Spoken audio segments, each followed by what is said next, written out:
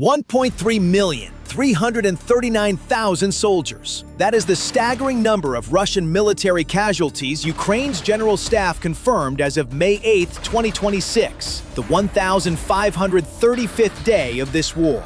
Over 1,000 Russian soldiers are being lost every single day. Not in the battles of the 20th century, not on some distant colonial frontier, right now, in the mud and rubble of Donbas. And the critical question echoing in every war room from Washington to Warsaw is this: how much longer can Russia sustain a campaign that is consuming its own army from the inside out? The answer, emerging from the battlefields, tells a story that Moscow desperately does not want the world to read.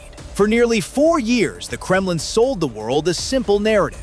Russia is the unstoppable force, steadily grinding Ukraine down, kilometer by kilometer, village by village, until the entire Donbas region falls. Putin publicly declared in December 2025 that nothing short of full Donbas annexation would end this war. His generals announced an internal deadline: all of Donetsk Oblast captured by April 1st, 2026. That deadline came and went. Not only did Russia fail to achieve its grand Donbas objective, but something far more dramatic has been unfolding on the ground. According to the latest ISW data analyzed by Russia Matters, in the 4-week period spanning April 7th to May 5th, 2026, Russian forces suffered a net loss of 46 square miles of Ukrainian territory. That is double the size of Manhattan Island, surrendered in a single month. The previous week alone saw Russia bleed another 21 square miles. This is not a pause. This is a reversal. The pivot point is the Pokrovsk and Kostiantynivka corridor, the spine of Russia's 2026 campaign. After Russia captured Pokrovsk in early 2026, the Kremlin's war planners believed the door to western Donetsk had finally swung open. They were wrong. Despite months of punishing effort, Russian forces have been unable to make significant advances west of Pokrovsk since December 2025. The CSIS confirmed in February 2026 that Russia's rate of advance in this sector was actually slower than the Allied forces during the Battle of the Somme, one of the bloodiest and most sluggish offensives in modern military history. Now look at Kostiantynivka, Russia's other prized 2026 target. This city is not just another dot on a map. Analysts describe it as the backbone of Ukraine's Donbas defense and the gateway to the Kramatorsk fortress belt. 4 interconnected cities, Kramatorsk, Kostiantynivka, Druzhkivka, and Sloviansk, that form the steel wall protecting northern Donetsk. Russia has thrown elements of its 1st, 20th, and 25th tank armies at the Lyman-Kostiantynivka axis alone. Yet as of May 1st, 2026, Ukrainian defenders repelled 16 separate Russian assaults toward Kostiantynivka in a single day. How is a country that started this war with virtually no frontline reserves holding off 3 Russian tank armies? The answer lies in a revolution in the way this war is being fought. Ukraine's drone forces have transformed the eastern battlefield into a technological killing ground unlike anything in modern history. In several critical Donbas sectors, Ukraine is now deploying approximately 30% more strike drones than Russia, a decisive edge that has flipped the aerial kill ratio in Kyiv's favor. On May 3rd alone, Ukrainian drone operators reported 9,870 kamikaze drone engagements in a single 24-hour window. These aren't haphazard strikes. They are precision strikes, dismantling the logistics Russia depends on: fuel convoys, ammunition dumps, and command nodes deep in the rear. On the night of May 7th, Ukrainian unmanned systems reached all the way to Kaspisk in Dagestan, striking a Russian naval vessel at its home base.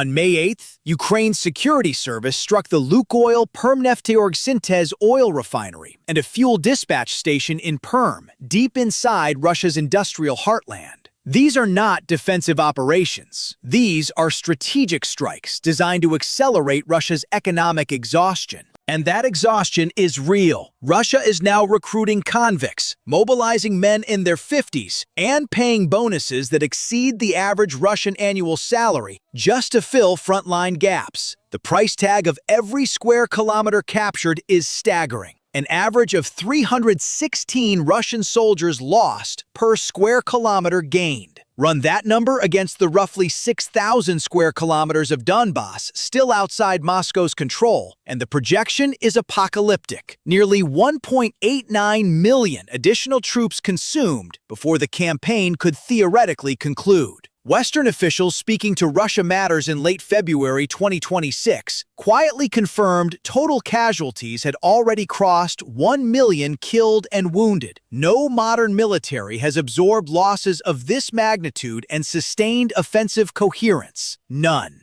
The Easter ceasefire proposed in April 2026 was violated 2,299 times within 48 hours of taking effect, 747 drone attacks, and 1,045 FPV strikes in 2 days. This is what Russian de-escalation looks like on the ground. But what it also reveals is an army incapable of restraint because it is incapable of pausing. Russian tactical commanders know that any pause consolidates Ukrainian defensive lines. The only currency Russia has left in Donbas is brute, unrelenting attrition, and that currency is running out. The strategic map is shifting beneath Russia's feet, and the consequences will be irreversible. 3 scenarios are now on the table. First, continued Ukrainian drone campaign degrades Russia's logistics so severely that its front line in Donetsk begins to fracture piecemeal, not through a dramatic breakthrough, but through a slow-motion collapse of supply and morale. The loss of 46 square miles in a single month may be the opening chapter of that collapse. Second, Russia doubles down on its aerial terror campaign, glide bombs, Shahed drones, Oreshnik ballistic missiles, in an effort to break Ukrainian civilian will before its own military will breaks. But Ukraine's reported progress on procuring Swedish Saab Jazz 39 Gripen fighter jets and expanding its drone interceptor networks signals it is building for a long war with upgraded air defenses. Third, and most consequential, the manpower crisis forces Moscow toward negotiations, under conditions it would have considered unthinkable in 2022. Over 64% of Russians now support peace talks, according to recent polling. The fortress belt cities of Kramatorsk and Sloviansk, Ukraine's ultimate red line in Donbas, remain firmly in Ukrainian hands. But what does Russia's future strategy actually look like from inside the Kremlin? Military analysts tracking Moscow's war doctrine point to 4 emerging pillars. First, a pivot toward mass drone and glide bomb saturation, compensating for infantry losses with industrial-scale aerial bombardment. Second, a deliberate freeze strategy, locking the front line through a ceasefire offer, then rearming and remobilizing for a renewed offensive in 2027 or 2028. Third, hybrid pressure on NATO's eastern flank, cyber attacks, energy blackmail, and Baltic provocations designed to fracture Western unity and reduce arms flows to Kyiv. Fourth, and most dangerous, deepening military integration with North Korea and Iran to offset sanctions-driven equipment shortfalls. Russia is not surrendering its Donbas ambitions. It is recalibrating the timeline. The iron calculus of this war is brutally simple. Russia entered Donbas expecting to consume Ukraine.